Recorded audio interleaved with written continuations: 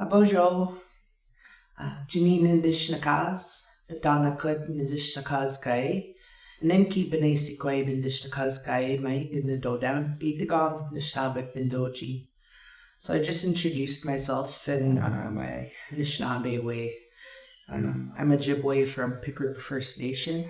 My name is Janine Desmoulin. I'm a cultural resource coordinator here with Ontario Native Women's Association and I work in community development.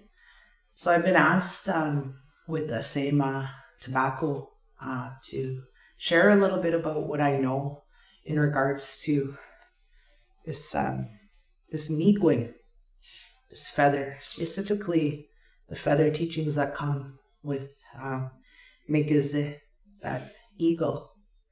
And so when we look at this feather, not a lot of people know, especially in our territory, why they're so honored and why they're so respected. And there's many different teachings that come along, but I'm just going to share a couple that I know. Because sometimes we go through hardship and struggle, and this feather actually shows us the cycle of life. This feather is used as our connection to Kitchimanitu, which is Great Spirit. So some people might know them as Creator, God, whatever you believe in, higher power, that spiritual entity that governs all things. And our spirit is deeply connected to Kitchimanitu as an Anishinaabe people. And so I just wanted to start by saying Miigwetch to this Miigwetch, this feather, Miigwetch to Miigwetch for the teachings it carries. So Miigwetch is one of our helpers and represented by one of our grandfather teachings, which is love. And so that love, that Zagagwin, that love is something that is very, very powerful in our teachings. Because if we go through all things in life, including difficulties and hardship, in a loving and kind way, we usually find our way back on that path of life. So this shows us that path of life from beginning to the end. But in our Anishinaabe culture, there is no complete end, especially when spirit is involved. And so I just wanted to share a little bit about this right here, this stem of the eagle feather. So right from the beginning, where it's all hollowed out, that stem itself is like our spirit, and our spirit walking on this Minapamatso, this good way of life, all the way until we journey to elderhood. So I said it talks about our life cycles and everything in between. Life cycles that, a lot of us never had regarding reclaiming our culture. Many of us are doing, including myself. So I know Bungi very little, but I'm here to share what I know, as I said. And so this part here, it looks all fluffy, all nice, and gentle, a little vulnerable as well. This is like the plume feathers, but they represent our innocence, our childhood. They represent when we come up, we come from spirit, we take that journey, we make the decision to come here, we make the decision to have life as we know it. We've made this decision in spirit. We sometimes come and we forget it. We know every hardship, every struggle, and every person that we're connected to. Before we come here, we choose our parents, we choose our life.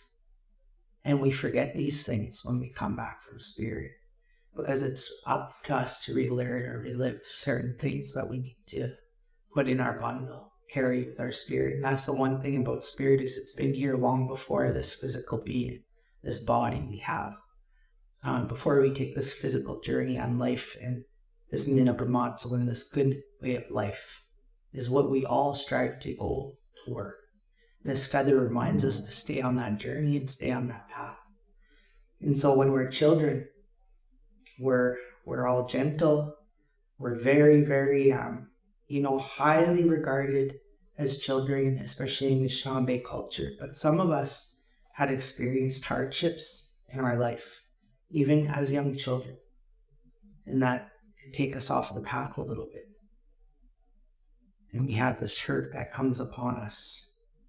And we might move forward in our life a little bit more.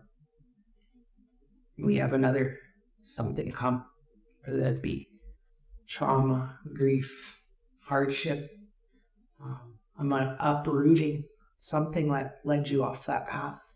But we always try to come back to it. And it doesn't matter where we are in our youth. A lot of things could happen. And we make that decision in that wandering years of life to find out who we are.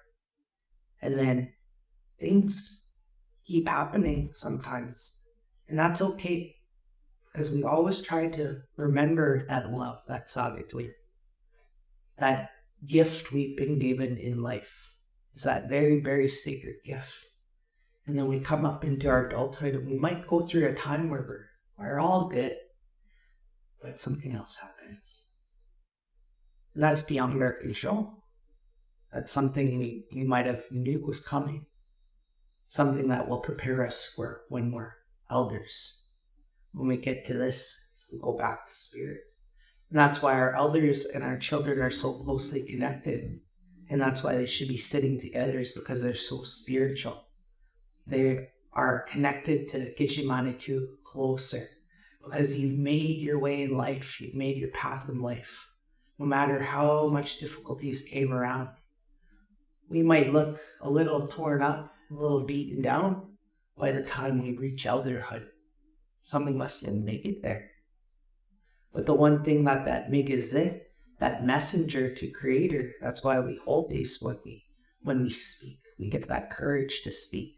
We speak from our heart. We speak with all those 7 grandfathers. When we hold this feather, it's connected to our heart. It's connected to our spirit. It's connected to the things we need to say. And most of all, connected to love.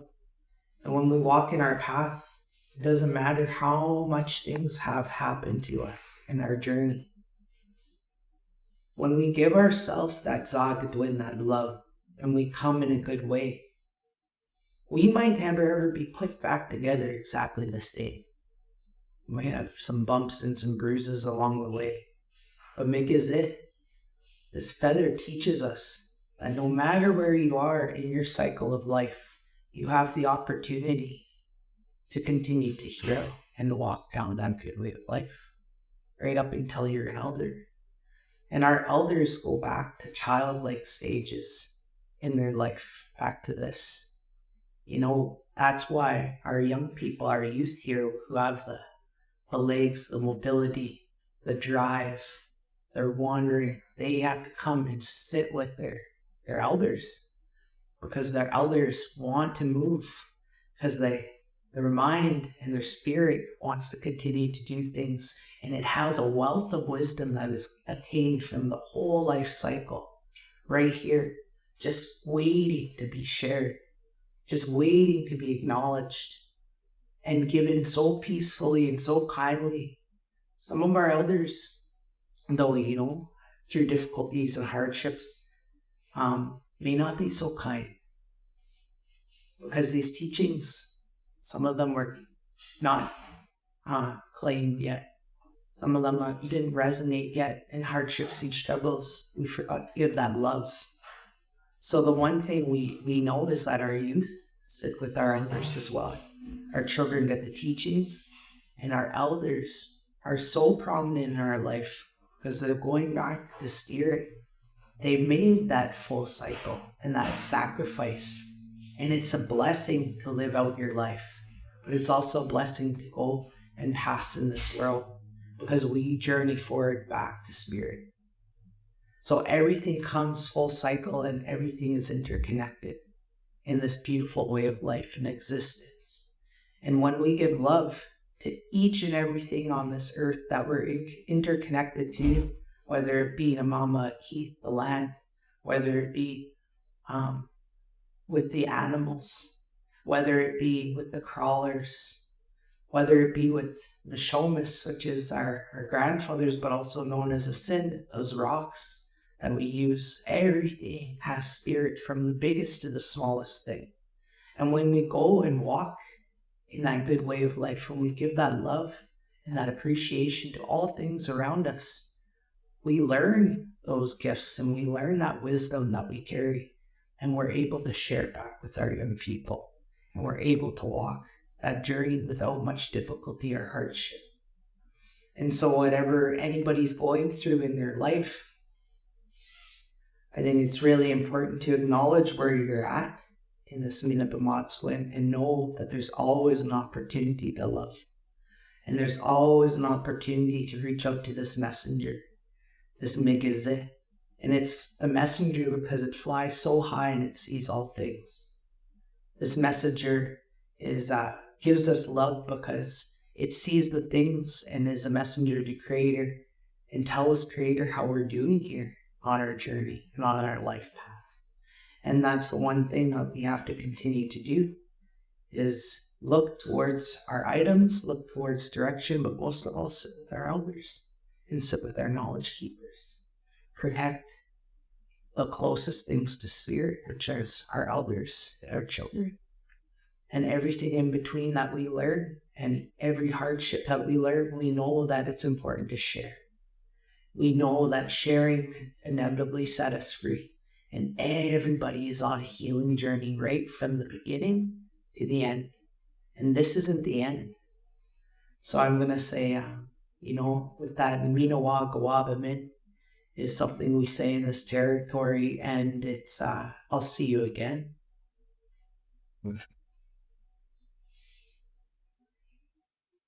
And then when it comes to Addictions Awareness Week, this feather teaching is very, very, very important to a lot of people that are just learning about it now, but a lot of people that carry it.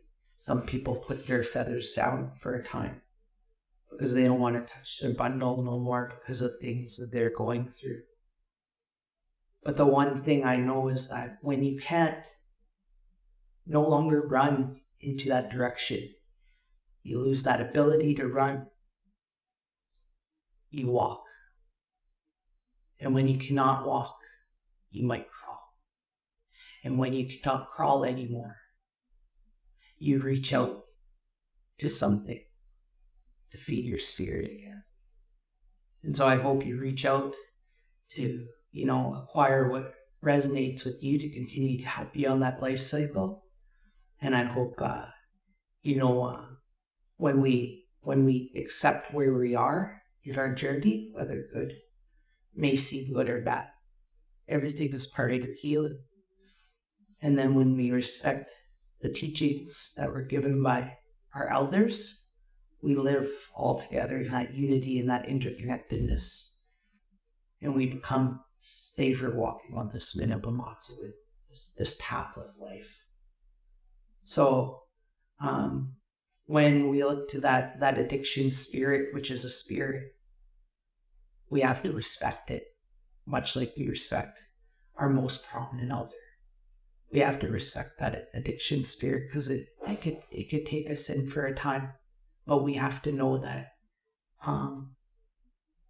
through continuing to learn where we are on our journey and giving ourselves that love, however it may look, you're doing good for yourself. And keep reaching out to whatever that is, whether it be this, whether it be spirit, whether it be something that you know you could get that love from unconditionally. So know that it's in you. And I'll say it again, I'll go on, man. I'll see you again.